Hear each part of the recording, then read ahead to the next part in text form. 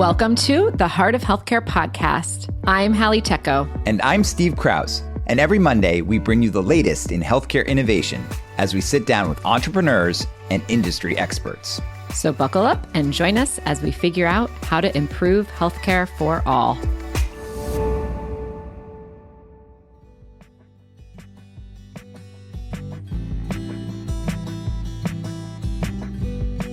Hello, listeners, and welcome back to the Heart of Healthcare podcast. I'm Steve Kraus, and today I'm talking to one of the most exceptional founders I have ever had the pleasure of working with, Dr. Shiv Rao, who is the CEO of Abridge. Shiv, welcome to the podcast. Thanks so much, Steve. Super kind of you. It's a privilege to be here. I'm going to let Shiv tell us a little bit more about Abridge in a second, but I just want to go through his impressive resume because I actually think both his experience at Abridge and before is relevant to the discussion today and to listeners. So Shiv founded Abridge back in 2018, and we're going to talk about the journey to where he's gotten to today. It's literally a rocket ship now, so thanks for taking time out of your day, Shiv, to join us. But before founding Bridge, Shiv was the executive vice president at UPMC Enterprises, where he managed the provider-facing portfolio of technology investments and R&D, and so has a ton of experience of how startups can sell into large enterprise healthcare systems. He's also a faculty member and practicing cardiologist at UPMC's Heart and Vascular Institute, and he received his BA from Carnegie Mellon University, one of the leading computer science programs in the country, and completed his medical training at the University of Michigan and University of Pittsburgh. So you can see that this man has been through it all in healthcare, and Shiv, super excited to have you on. So great to work with you. Not that Abridge needs a lot of explanation, because I'm sure many of our listeners know about the company, but maybe take a second to tell the folks what Abridge does. Abridge structures and summarizes medical conversations into clinical documentation and into structured data like orders, for example. And we do that with the goal of unburdening clinicians like me from all the clerical work that crushes our souls at night. And so I noted that Abridge started in 2018, and you were working in a health system, helping them manage their investment portfolio and R&D portfolio. So you must have had this insight at some point in your career of like, well, one, when did you think you wanted to start a company? And two, was Abridge your first idea? How did the idea germinate from where you came from? Prior to this, as you mentioned, I was an executive at UPMC, and I got to violate Peter's principle like 10 times in 5 years, but I led the provider-facing portfolio of investments into startups. But we were also making investments into Carnegie Mellon. We started a machine learning and health program.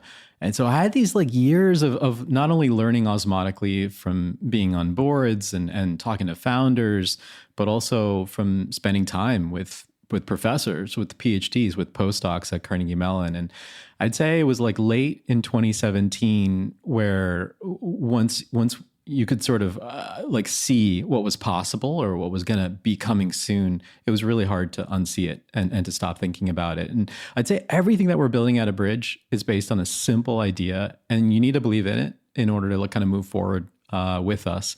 And the idea is that healthcare is not about technology, it's about people.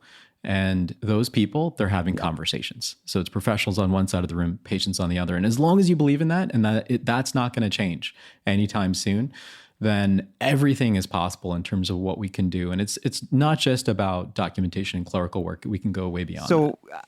I think it's safe to say that Abridge is one of the most sought after, exciting AI-focused companies in healthcare. And I'd say beyond, actually, in enterprise software. It's just widely regarded. So let's take us back to that time when you're working UPMC, because that was before all the Gen AI hype, right, and reality. And so did you see AI and of course you're working at Carnegie Mellon as well, which is one of the leading research institutes in this field, right? Was it the AI application of healthcare? And so you were searching for a problem to apply AI to, or was it the realization that, shoot, we got to solve this doctor pajama time fatigue transcription issue that we have in the world? I think it was a little bit of both. I think from a professional standpoint, there's me as a doctor, and certainly nothing crushes me as much as clerical work, like seeing patients on a Monday morning and then spending 2 or 3 hours at night in front of the TV. Is that literally what it was? Writing all of your notes. That was literally 2 or 3 hours. Absolutely. Yeah. Oh, easy. And we call it pajama time.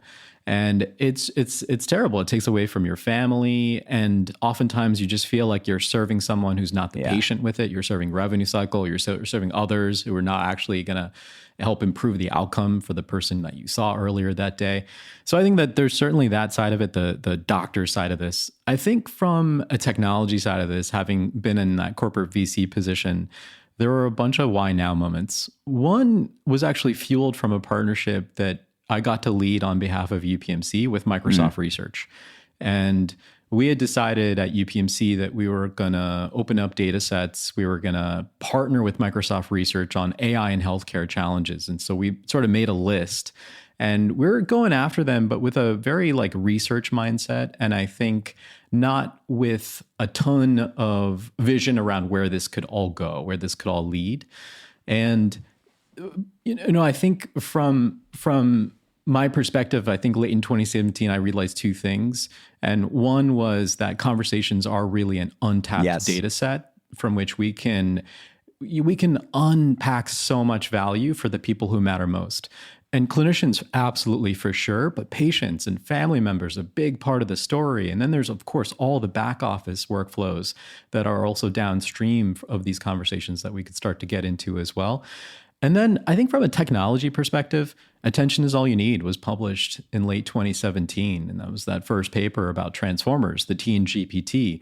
And so a part of our why now moment was hey, we're a bunch of folks, a lot of us out of Carnegie Mellon, a lot of really deep computer science pedigree. Folks like Zach Lipton, who's our chief technology and science officer, was at the table then when we founded the company, albeit then as an advisor. And we were thinking, we can own these innings in relation to transformers in healthcare. Before the term generative AI was a thing, our thinking was let's do the deep computer science research and figure out how to be prepared for the moment as soon as the product's ready. And So I mentioned that Abridge is a rocket ship, and I want to talk to you about what it's like to be the founder CEO of a rocket ship. I'm sure sometimes you're just trying to hold on. I know you're also steering the ship well, but I want to go back to that time, stay there for a second, because at that time, the technology was super primitive, I'd say. I mean, there had been huge advances in the field, but I remember looking at a lot of companies. In addition to Bridge, we chose to invest in Bridge, but it was always is it truly ambient? And does there need to be a human in the loop? That was sort of one part of the journey. And then I would say that the health systems weren't ready to adopt this stuff. It probably took you, 3-4 years for that. So take us through that moment. How did Abridge crack the code? I mean, I know you have other competitors in the field, but how do you navigate that sort of very amorphous technological and go-to-market landscape, which, by the way, you're an overnight success story, we like to say, now 6 years in the making, right? So it was a little bit, totally. It was a little bit, you always had a vision, but there was a little bit of wandering in the woods there for a bit. Yeah, for sure. And I think I'm grateful for the faith that folks like you put in us, even at that moment in time. I'd say that, it's funny when I just read something on LinkedIn today where there was a post about Abridge talking about how we're the new kid on the block. You're like Donnie, you're like Marky Mark. Yeah, I know. And I'm thinking, I'm reflecting all the gray hair in my beard over the last 6 years. And so I'd say healthcare is a long game. It's a long game to play, and you got to have people around the table who are willing to play long games with you as well. But I'd say there have been certain ideas that we've strongly held, and there have been others that we've been loosely holding onto over time. And the ones that we've been holding loosely to are where we've been able to figure out how to pivot. What's an example of that, for instance, a loosely held value or go-to-market? Yeah, absolutely. There is that great quote, startups get disruption when they get distribution faster than incumbents get innovation. And I think we always knew we were going to have 10x the innovation of the incumbent. And we were always going to be on the bleeding edge. We've got these folks that make me as a doctor feel like a kid in a candy store. Folks like Zach Lipton, like Davis Leong, like any number of professors on our team, like PhDs and scientists and deep machine learning engineers. So it was always about, how do we create the impact? And in healthcare, as you know, the barriers to entry are sometimes just as high as the barriers to exit. So there are companies who are stuck in between and they don't really push boundaries, but they're still doing really, really well. So how do you get in? And so For us, you might remember, and maybe like if I don't know if there's artifacts that we could associate with this podcast when it's published, but like we should publish our seed deck. That'd be awesome. Just to put it out there. Yeah, I think that'd be really cool. Now, like I think in some ways it's like it looks like an embarrassing high school yearbook photo to me at this point in time, but I think in other ways it goes to show how long it can take to make something real. Because at the time we had this one slide, and it was like the core product slide before we even really had any of this stuff, and it was that capture the conversation in the exam room, create a visit summary for the patient, create a soap note for the doctor. Done. That was the story. Kumbaya. Thread the needle through both sets of end users, and now you can start to draw concentric circles around market opportunities. But the concentric circle around a go-to-market that is the hardest, but the most immediate that you need to confront is providers. Large health systems, those sales cycles, we know what that looks like. And we also know the barrier to entry, the MVP to actually get in there is really, really high, especially when you're competing against, a legacy hegemon that's maybe been in the space for like decades. And so I think that the long game that we had to play was like, well, how do we get there over time? We've got to build a really, really badass product. We've got to find a way to get that product into people's hands. But building the badass product required some scarce resources. One is proprietary data sets. Two is world-class people who can train with them. And there's a third around partners, whether it's around compute, whether it's around distribution. We can talk about that. But we had the people, even at those early days. We had people like Zach. But then I think the idea was like, well, proprietary data sets. And so like, how do we get that? So we got, in a privacy preserving, security first way, we got access to those data sets from health systems. And that's why we've been able to publish. We've published more peer-reviewed papers probably on this challenge than anybody out there. I think Google's in second place. We've always taken that academic approach with science at the center of everything that we do. But I think then the other piece was, well, what are other ways to like not only get data, but also create value? And I remember Andy Weissman from Union Square Ventures, chairman of our board, said to us one day in 2019, shortly after they invested, was like, hey, like, don't hold your breath. Like, tell half the story of this slide. Like, why are we holding our breath on a deep tech challenge that could take who knows what, how many years? Let's tell the patient side of the story. Let's go direct to consumer and not have agency on being able to create value for people. Now, that's a thing that only a startup could do, and we did it. And I was going to ask you that.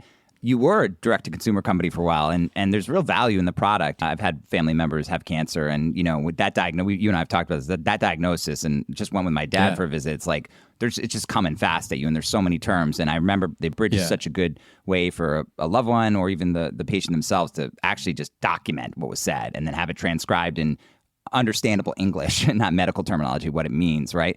But I want to ask you a question. If the enterprise, it wouldn't be open, but if it had been open, do you think would you in hindsight still go direct to consumer? The question being, do you feel like going direct to consumer helped you build a better product? I think it did help us build a better product, but we wouldn't have done it if we could have gone direct to enterprise. Because I think at the end of the day, what are we working backwards from? Like, we're not religious about anything except impact. And it's about scale. And when you think about a busy PCP and her panel of patients, that could be 2,000 or 3,000. So the viral coefficient between helping one clinician who then can subsequently benefit their patients with these visit summaries written at the right reading level, potentially in the right native language that can even nudge them in a week or two with all their next steps, improve health literacy, understanding over the long term, hopefully outcomes. Like, that ambition really only unlocks when you've got both sides of the story and when you're going through the clinician. And when you think about clinicians, they are all about their workflows, and that's where it's got to be through the enterprise. Makes sense. It's just a much more scalable model. One quote, you talked about impact, and you guys have always been impact driven, whether it be DDC, thinking about how complete the note was. How do you, or enterprise say, how do you guys, I know you want to get all the notes. How do you guys measure impact currently? Like, what are your KPIs, your core North Stars for knowing that you're, making physicians' lives easier? Yeah, absolutely. So I think there are technical metrics that we can measure. For example, the number of edits that folks make to the notes that we generate. So on that front, we can see in the data that we're generating well over 90%, sometimes 94% of the clinical note that's being created. Now, that's on average across any given system. And so there's going to be those folks who just review our notes, as we can tell they are spending the time, however many seconds that could be, but they're not making any edits because already it's like good to go. And that's awesome. But we also recognize that is a treadmill that will never get off. Like, we're always going to have to fine tune and train new models that can recognize the latest oral oncolytic, which, by the way, nobody knows how to pronounce, I'm convinced. But they still expect us to recognize their mispronunciations. And also, sometimes when you've seen one clinician, put aside specialties, you've seen one clinician. Yeah. And so Yeah. 100%. And so there's just so much work that has to be done to meet people's expectations at the enterprise level.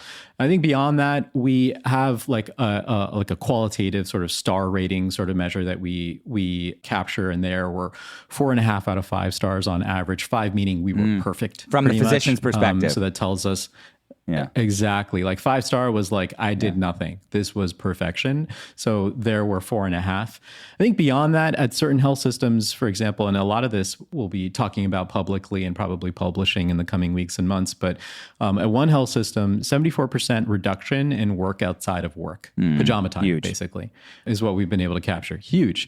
Another one is that over 60% of people end up completing their note before they even leave the room. That means while the patient's still there. And so from a rev cycle perspective, I think about all the emails I used to receive in my career. Shiv, you got to fill this out. Did you get this right? Yeah. Yeah. Exactly. Yeah. And it's been 72 hours. We can't bill anymore. Like, there's just incredible value there. But I think from a patient experience perspective, you've got a visit summary before you're even leaving, whether it's on the portal or on your phone, that's written at the right level. It's telling you what you really want to remember or print out and put on the fridge, like game changing. But we're also measuring things like cognitive load. And so that's where our chief clinical officer is Tina Shah. She used to be at the White House reporting to the Surgeon General, and her passion really is all around clinician burnout. And how do you measure that? And how do you leverage instruments out there that are really validated to scientifically understand the impact of this technology? So we've been instrumenting the NASA TLX score, or a version of, across all of our health systems. And we can see at some, for example, there's like 50, 60% reduction in cognitive load within 30 days of using the technology, albeit inside the workflow. It's a big difference. I appreciate you've always been super transparent as a person and a leader. And I appreciate you saying you're always going to be trying to perfect the node. And actually, I assume that the physician feedback and data you get actually helps you perfect the node and perfect the model. It was interesting. Hallie and I talked last week about, we always do these News of the Month podcasts, and we talked about this report that came out which showed physician emails and automating physician emails through AI. And it was really interesting finding. It was a smaller study. I'm sure you saw it, but it basically showed that it didn't really save physicians time yet, but the note was actually more empathetic, which I found really interesting because everyone thinks AI, a bunch of robots, it's going to sound, but it was more empathetic, and the cognitive load point that you made definitely decreased cognitive load. So I just, the potential here is huge. It's really exciting. I'm 100%. curious, there's both from your Abridge experience, because you're in the market, you know all the other companies, as well as just from your UPMC days. I mean, there's a lot of hype out here today, right, in AI. There's a lot of potential for sure, and I want to talk to you about where you think we are. But how would you advise customers, employees who are going to join startups, investors like me? I got to learn from you. How do you separate signal from noise in this space in your mind? Yeah, I love the piece that you and Morgan wrote some months ago, but I think that is just like such an incredible piece that I think does break down the ways to just sort of understand the different phenotypes of companies out there, because there's a lot of AI hype, but I think in some ways it's absolutely deserving. Like, all of us, every company is an AI company on some level anymore, because every company can benefit from these new primitives that are out there. Now, there is a category, there is a phenotype of company that's an AI first company that's decided that strategically, for the value they're trying to create for their end users, for their clients, their customers, they need to go probably a little bit deeper, not only into workflows, but also into the associated technology stack. So those are the companies that end up training a lot of their own models. Those are the companies that end up having access to those proprietary or scarce resources, whether it's data sets, people, compute. We have an awesome relationship with NVIDIA that we're incredibly like privileged to have. And I think like it's those scarce resources that end up, I think, amounting to a type of defensibility that over time is not just more robust, but I think in the immediate term starts to violate a lot of our preconceived notions about how fast a company can innovate and not just create but capture value. So I was just talking to Will from Spark yesterday, who's also on our board, and we were just talking about how in many ways all of us need to throw away our priors in this space because we're just seeing so much happen at a pace that we've never seen before. It's just really, really hard to understand or make predictions when the ground is shifting as fast as it is, especially in this space. So outside of like you asking me for an account of our GPU expenses, like that's one way to suss out how legit we are. I think there are other ways as well, and I think it's just like at the end of the day for us, we are like going deep on a specific enterprise, like a specific set of workflows, but using AI to do it is like how fast are we innovating and shipping new products? How quickly are we integrating them into workflows? And I think that at the end of the day, you can grade us the way you would grade any company in that space. We'll be right back after the break.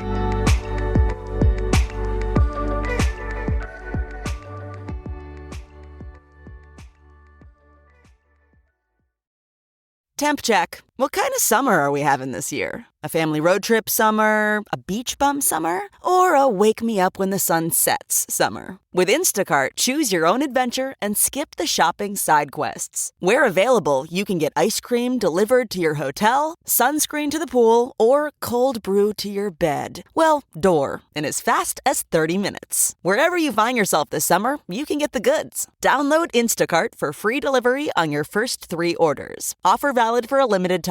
Minimum $10 per order. Excludes restaurants. Additional terms and fees apply.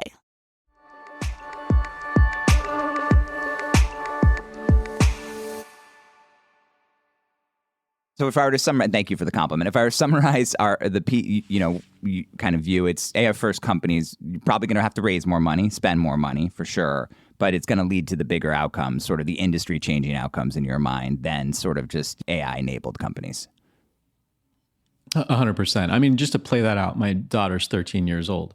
And I joke sometimes about how she's like playing with GPT. And like there's a world where she could be stitching together the output of any number of APIs and she could create a first version of some solution, maybe even in this space. And she could maybe even like grab some market from some individual ambulatory doctors. But the issue for my daughter then would be what's next. And the ceiling for her idea would probably be pretty low because she doesn't have Zach Lipton. She doesn't have data sets. She doesn't have distribution. She doesn't have integration and any number of other things that I think really separate companies very, very quickly, especially in the enterprise AI races that are going on right now, not just in medical, but also in legal. And you know those spaces better than I do. So I think that's the thing. It's like the ceiling is unbounded when you've got that phenotype of an AI first company, but it's unbounded, not just conceptually, we're seeing it in real time. And from our growth over even like the last 6-8 months, but I think it's happening in any number of different industries. And so there are a bunch of companies that are just going to be incredible 2, 3, 4, 5 person startups grabbing a certain segment of a market in any given industry. And it's going to be an awesome lifestyle business, but is it a VC business? Like, I don't know, but I think like the VC businesses that will outperform yesterday's VC businesses are the businesses that have that science at the center, but also have found a way to get those other puzzle pieces to get into market, because then they're moving value up the stack and innovating like never before and capturing value from all that. The first time where there's actually like a technology that could lead to exponential scale. Like, I don't think in the biotech side, and that's probably not fair. In the life science side, there's been a lot of discoveries that have led to exponential scale. Totally. But I think in our healthcare IT industry, it feels like the first time that's happened. And so to your point of, I don't actually ever think I've seen a sector of healthcare IT that I've really felt was unbounded. I mean, I guess if I could have been an early investor in Epic, I would have felt that. But that has a different advantage that has a distribution advantage and regulatory advantage and other advantages. But this is a real technological innovation that feels different. This time's different. Question for you, and I know you're humble enough to say you don't feel like you've won and you've got a long way to go, and there's competition coming from all directions at you. But when was the moment where you felt wow, it's not 2018 anymore. It's like we have a real chance here of being the winner in the space. Yeah, I'd say January 23. What was that? What was the moment there?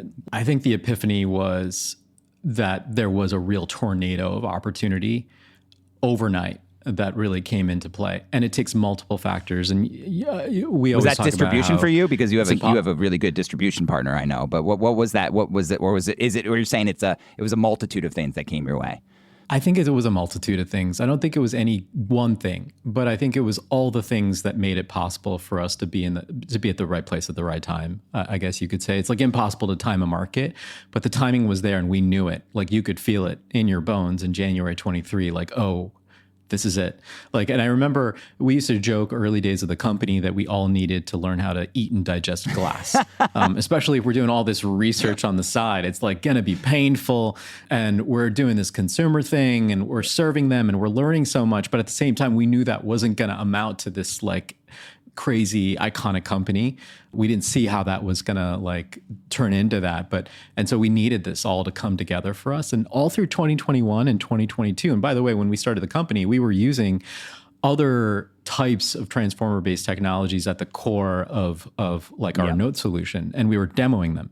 And so we were, as you remember, you were making any number of introductions for me in 2021 and 2022, and I'd jump on these calls with C-suite executives at large payers and providers, and we'd do this demo, and it would be really, you give really the best cool. demo, Shiv. I got to be honest. Like I've seen you give it so many times, even to our investors, our LP meeting. Like everyone walks away just being like, "Holy cow!" First of all, that guy's super impressive. Second of all, it's just it's like the best demo I've ever seen, honestly, in healthcare, at least.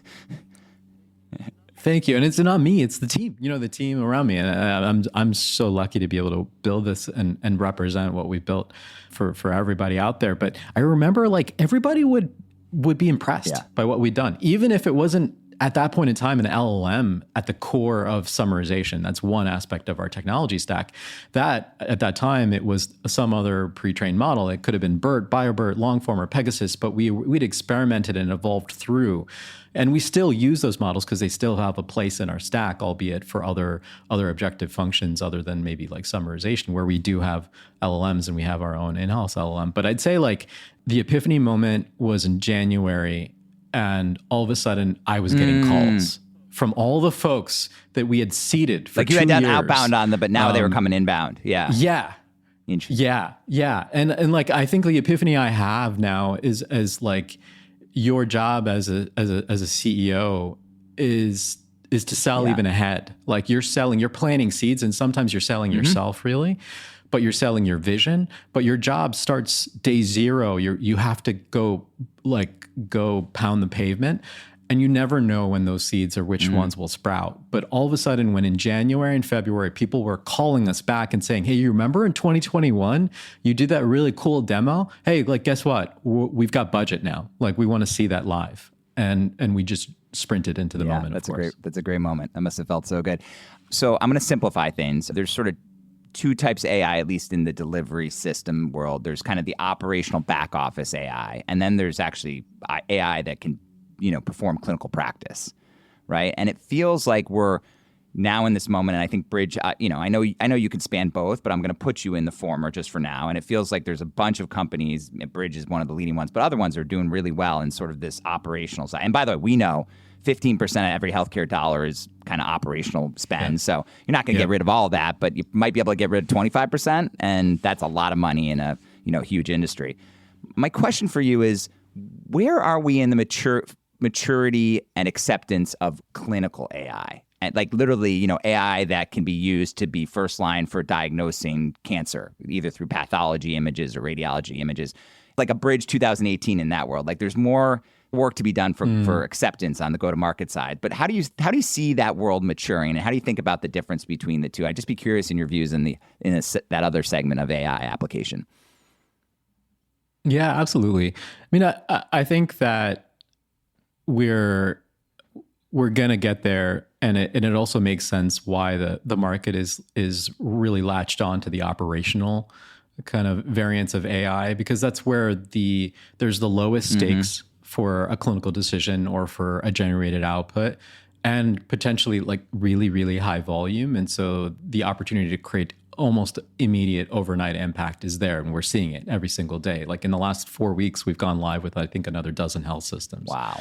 And it's overnight, like the time to value. There was just a class report about our time to value, and it was immediate across the board for all of the health systems that class spoke to.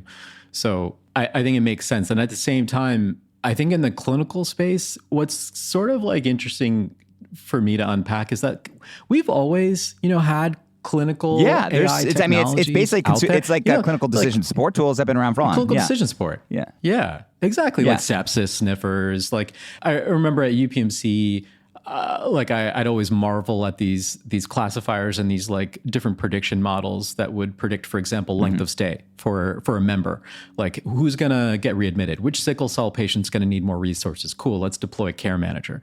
And these are still like this is machine learning under the covers that's doing a bunch of work.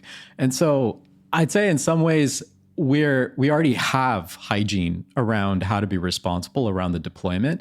So it's always interesting to me as well. And while there are incredible organizations out there like Chai, for example, who I'm a huge proponent of. I think like they're going at it in such a rigorous way. But I'm always like interested how like every week it feels like we're trying to boil the ocean again on how to think about deploying. What do you mean by boiling the ocean again? It's like, let's figure out all the ways that AI can fall down and create problems or lead to a bad outcome, as if AI was just invented or machine learning was just invented in the last 2 years or last year. It's like we've been dealing with these technologies for a long time, and I think why don't we just pull from the past, put the proper governance around it, but maybe there is a specific variant around generative AI that we should be keeping in mind. But it's not like an entirely new paradigm, I'd say, from a risk perspective.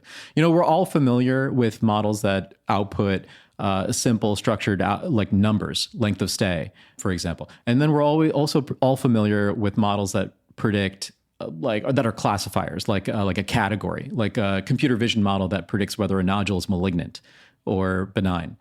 And I think with generative AI, like the outputs look different. They're unstructured, complex media objects, whether it's a note or a document like us, whether it's a video output like we've seen with OpenAI and like Sora, all those demos, whether it's like audio, deep fakes as we're hearing about now as well. But like it is different. But when you look underneath the covers, it's just really, really complicated models like what we're used to. So yeah, I don't think it's kind of a wild moment, but I think like, those companies are going to go through FDA regulation, like all the usual hoops before they can probably. It's interesting. I went to I think Chai's first annual conference, and it was super interesting. And I forgot who explained this. I talked about it in the last podcast that we did. I think the challenge is right now, I think AI in a triad structure, the triad being, doctor, patient, AI, I think that works, right? Because, and Abridge is using this, right? The doctor is the sign off on the note, right? And that's important because the note becomes coding, the coding becomes payment. And obviously there's high stakes there, even though it's low hanging fruit, as you said. I think the question I had really is, when does it become dyad? Like what has to happen so that, because you and I know like AI and patient can work, right? There will be errors just like there's errors in medicine. But like what my view is like first line, and I know it's a while off, but first line, machines should be reading a pathology image.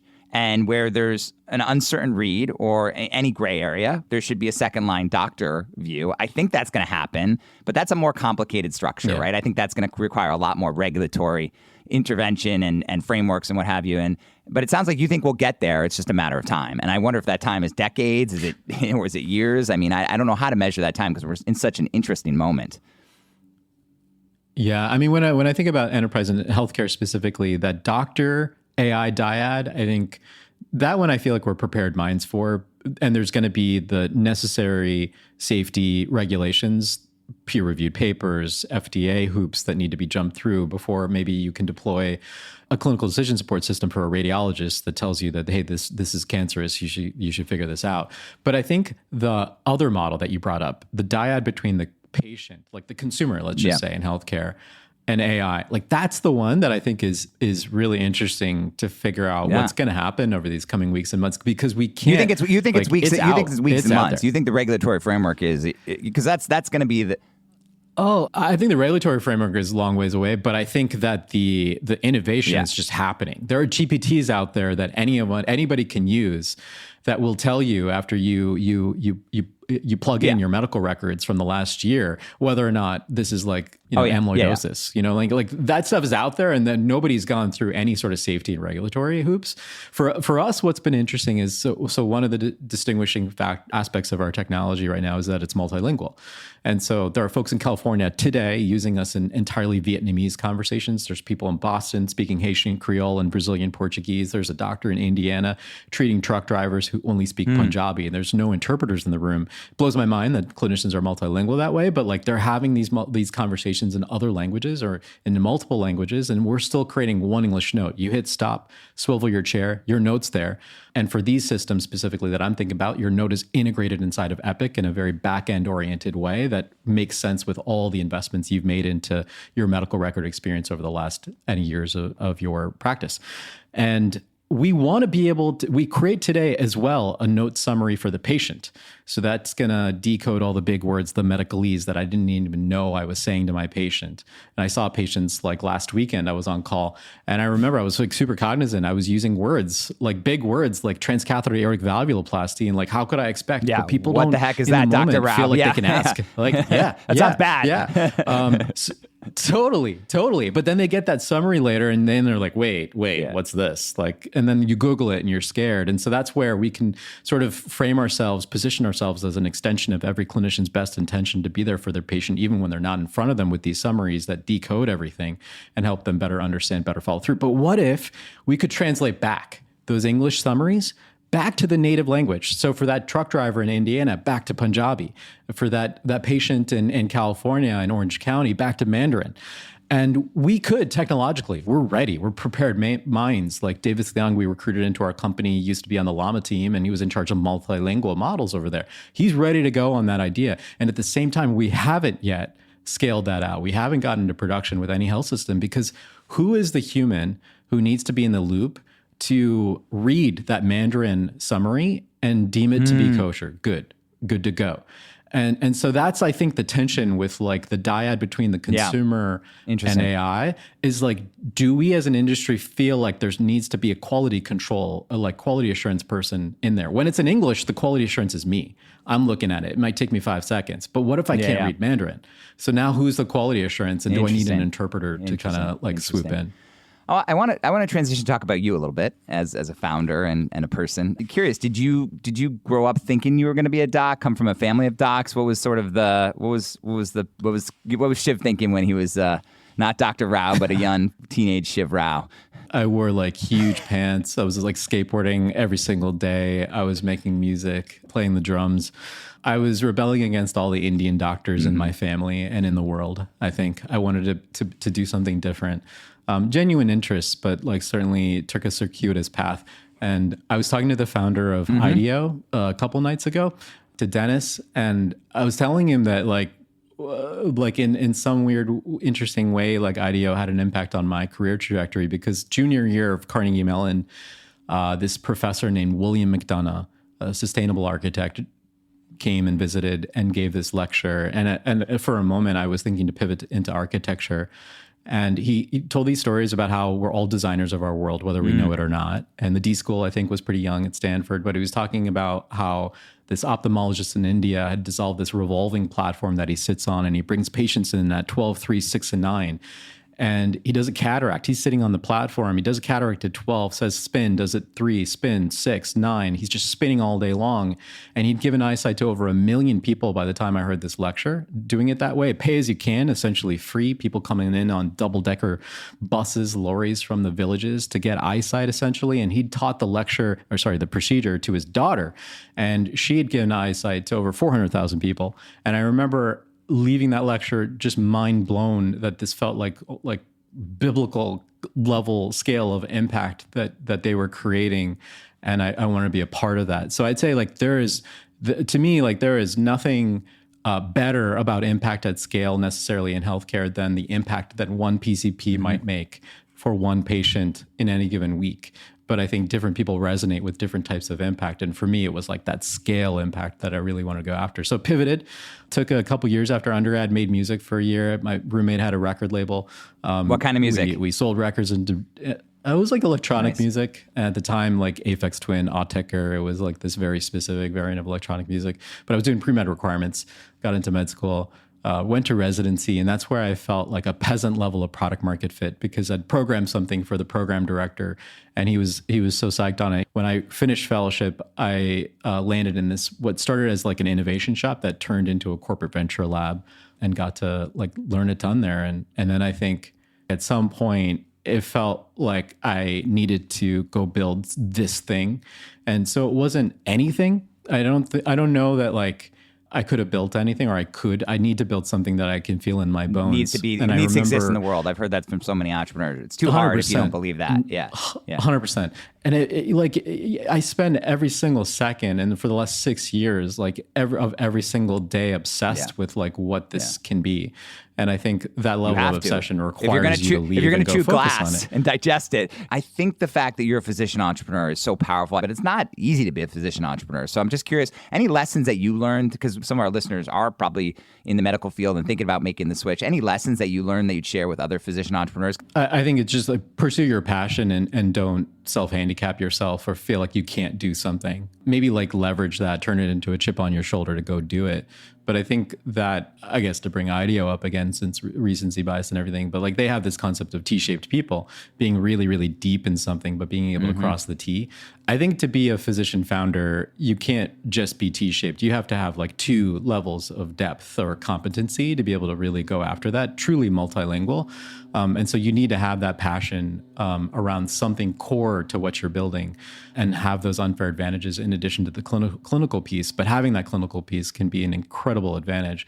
And I'd say like a lot of clinicians I meet, I think underappreciate how much they've learned. Totally. Like we all learn. Like you go through so much as a clinician. You're managing, on a daily basis as an attending a whole team of folks and trying to make sure that you can achieve certain objectives. And so I think about the ICU, like treating patients in the ICU is a lot like building a startup, especially in the early days. Lots of shit's going wrong. Comes in, shit's going wrong. Like patients are in extremis, and you don't have weeks to figure out what are you going to do with this patient who's dying right now. You have to build a prototype in your mind quickly. You ship it, but then you measure. You build and then you measure fast, and you look. Like it's not even like 2 shifts later. It's like 1 hour later. Did the lactate go down? What's going on?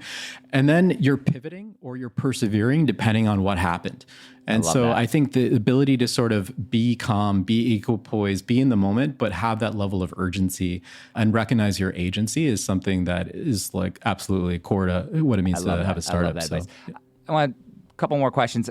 One of the things I really admire about you, I mean, there's a lot, but you're always very calm. I know underneath, it's probably like one of those duck metaphors. I know stuff's moving underneath, but you're just always a very calm, measured, thoughtful approach. And you've had a lot of stuff going on right now, a lot of good stuff. I'm sure also some challenges. And you're on a rocket ship, which is not easy for any founder to, as I said, you kind of hold on, yet portray, you got the handle on the steering wheel at all time. What do you do to keep yourself as a human kind of grounded and measured? How do you balance it all? And what do you do outside of work to try and keep that balance? One of my clinical mentors once told me to just remember at the end of every night, like 3 letters, like an acronym, PPG, perspective, purpose, and gratitude. And his thinking was if you can go to night having those 3 things in mind, you're going to be good to go. You'll be fine. You'll be able to like run the marathon. And I think for me, gratitude, for example, comes from being able to work with people like Julia Chapin, our COO, and Zach, our CTO, like just like incredible 1 in a billion sorts of folks who are just so incredibly talented, but so also incredibly mission focused and ride or die with me on this journey that I just get so much energy from them. Gratitude to just be able to build this with everybody inside the company, to be in this moment, to have folks like you supporting us. But I think that they're like even beyond the gratitude, there's perspective and there's purpose. And we talk about like, why do we start the company? How do you figure out how to eat and digest glass over time? And I always just think about stories.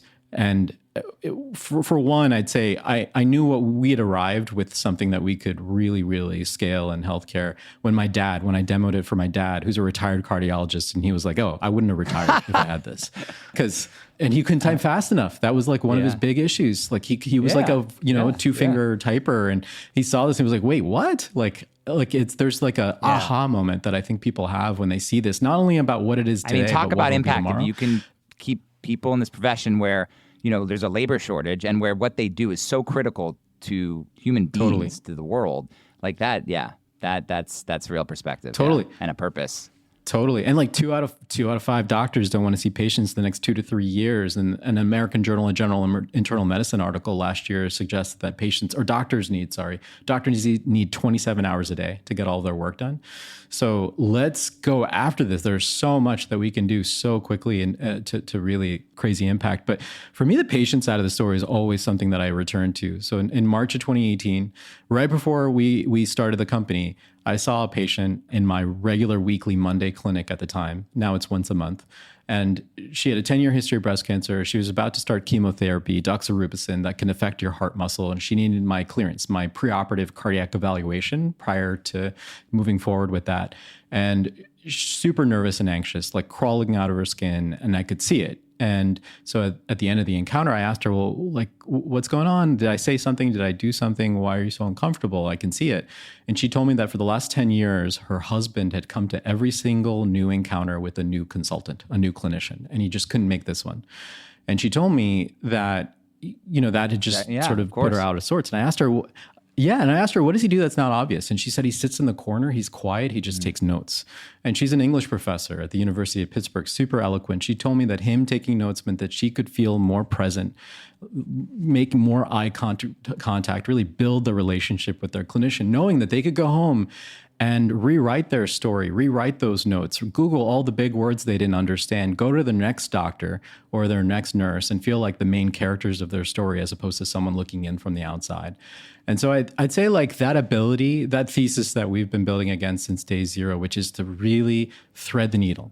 And it's unburdening clinicians. Already we're hearing and we're measuring with patient experience scores that patients are telling us more eye contact. My clinician is looking at me the whole time. It's crazy. We had a PCP tell us recently that for the first time in her 30-year career, she's making so much eye contact with patients, it's uncomfortable. and I think that like that's just that impact. Like it like we have another saying in this company about hope camels. You need a drop of hope to get you through a desert. And so let's just make sure that we're not skimping on those drops whenever we see them. And today, like every single day is a waterfall with feedback. That's awesome. Like that. Well, Shiv, I love PPG, and I have a lot of gratitude for working with you and being part of the Bridge story. But I think you shared so many great perspectives here, and it's the purpose of what you guys do. And like what you just talked about is about human conversations, and that's where you started, right? It's like human conversations are what this world's about. We're all people. Like that's the beauty of this world, is getting to talk and be part of people's lives. And so I just want to say thank you for what you're doing. The potential is huge, and thanks for coming on the podcast and sharing your story and Abridge's story. Really, really appreciate it. Thank you. It's a privilege, and I'm grateful to you as well.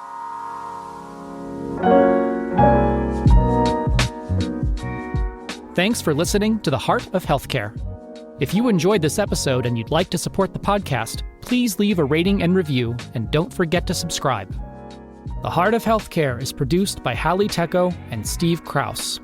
The show is engineered, edited, and mixed by Kyle Moore. Visit our website, heartofhealthcarepodcast.com, for show notes and episode details.